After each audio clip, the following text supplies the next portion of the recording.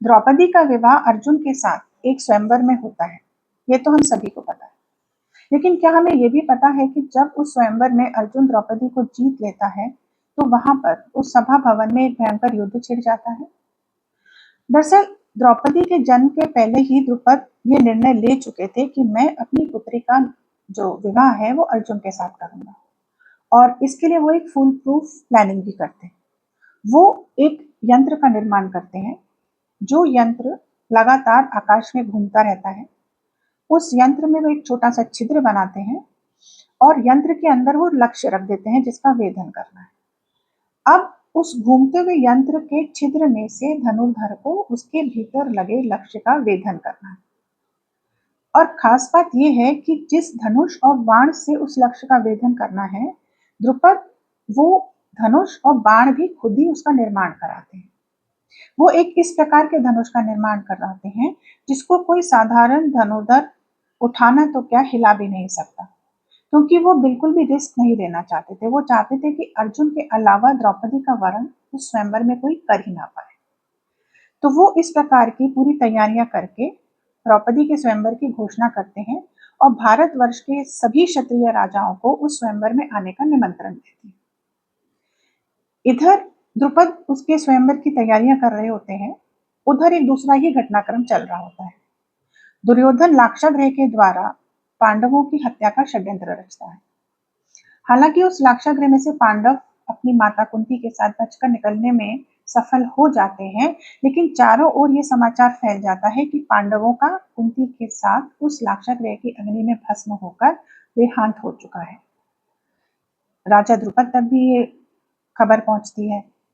जाहिर सी बात है, द्रुपद बहुत निराश हो जाते हैं, क्योंकि उनके जो जीवन भर की प्लानिंग होती है, जो उन्होंने सोचा होता है, जो उनके जीवन का लक्ष्य होता है, वो एकदम से धराशायी हो रहा होता है। लेकिन स्वयंवर की घोषणा वो कर चुके थे, तो उनके पास कोई और मार्ग भी नहीं था।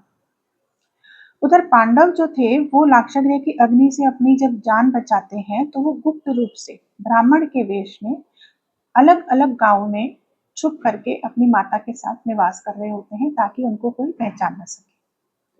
जब द्रुपद द्रौपदी के स्वयंवर की घोषणा करते हैं, तो वेद व्यास जी, जिन्होंने महाभारत लिखी है, वो पांडवों से मिलने आते हैं और उनको आदेश देते हैं कि तुम इस स्वयंवर में जाओ और द्रौपदी का वरण करो। वेद व्यास जी का आदेश पाकर पांडव उस स्वयंवर में जाते हैं। वहां जाकर के वो क्या देखते हैं कि भारतवर्ष के सभी क्षत्रिय राजा आए हुए हैं। दुर्योधन भी आया है और कर्ण भी आया है, और खास बात यह है कि वो वहां पर श्री कृष्ण को भी देखते हैं। हालांकि कृष्ण वहां पर स्वयंवर में भाग लेने नहीं आए होते, वो अतिथि बन के आए होते हैं। कृष्ण भी पांडवों को देख लेते हैं और पहचान लेते हैं, लेकिन इस भेद को वो अपने मन में ही गुप्त रखते हैं। और चूंकि सारे पांडव ब्राह्मण के वेश में थे, तो उनको कोई पहचान भी नहीं पाता। अब जब स्वयंवर शुरू होता है, तो एक एक करके सारे क्षत्रिय राजा उस धनुष को उठा करके लक्ष्य का वेधन करने का प्रयास करते हैं, लेकिन उस धनुष को उठाना तो क्या, कोई हिला भी नहीं पाता, दुर्योधन भी नहीं। हाँ, कर्ण जरूर आता है, वो धनुष को उठा भी लेता है, उस पर प्रत्यंचा भी चढ़ा लेता है और बाण भी चला लेता है।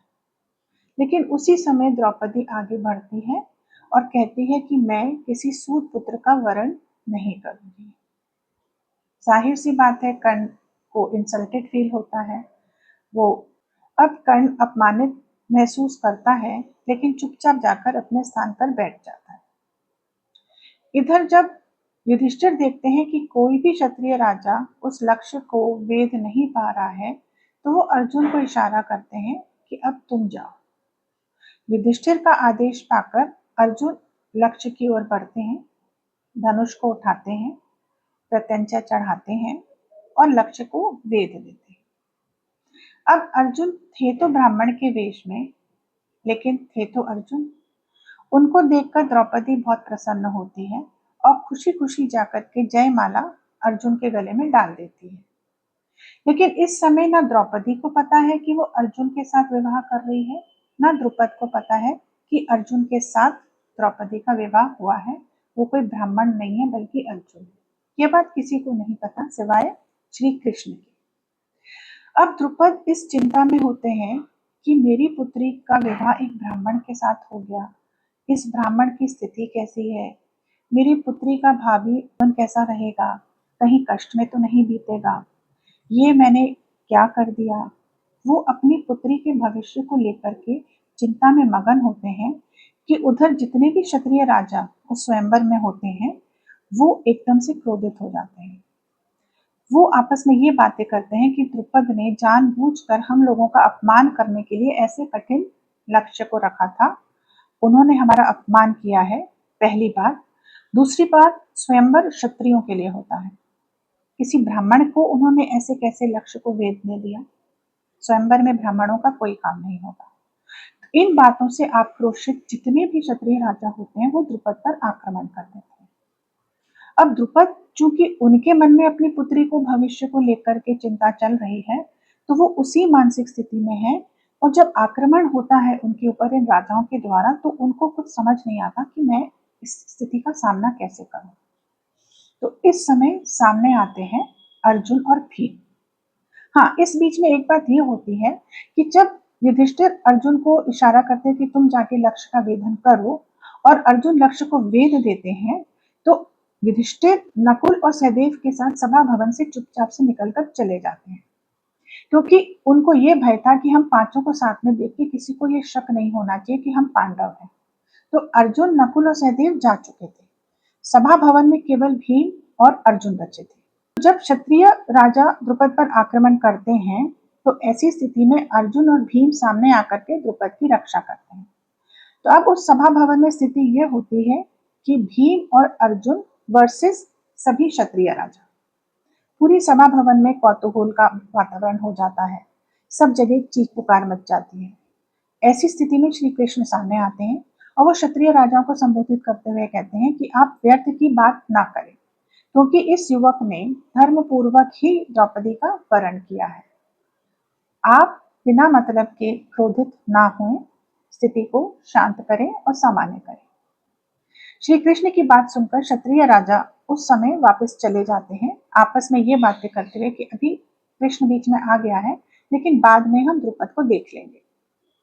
उधर क्षत्रिय राजा अपने अपने घरों को प्रस्थान करते हैं। इधर भीम और अर्जुन भी द्रौपदी को लेकर अपने घर को प्रस्थान करते हैं। अब प्रश्न ये है कि द्रौपदी ने जयमाल अर्जुन के गले में डाली थी, उसका विवाह अर्जुन के साथ हुआ था, तो फिर वो 5 पांडवों की पत्नी कैसे बनी? क्या सिर्फ कुंती के एक वाक्य से, या फिर इसके पीछे कोई गहरा राज छुपा है?